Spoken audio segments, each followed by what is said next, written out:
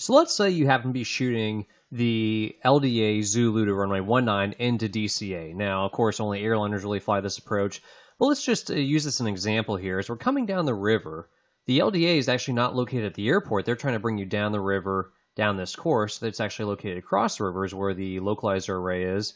And of course, they're trying to keep you away from the White House and the monument and P-56, that prohibited airspace there on the left. The trouble is, to bring you in somewhat down the river without getting you close over there, they're going to have to bring you close somewhat to these buildings.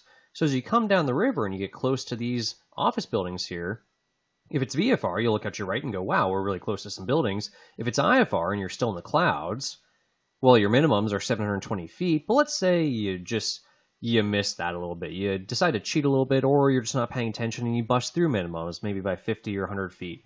And you happen to be just about a half dot or so to the right, of course. Well, you would end up hitting this roof right here. There's a common misconception that there's a large margin of error built into approach plates and built into the IFR system.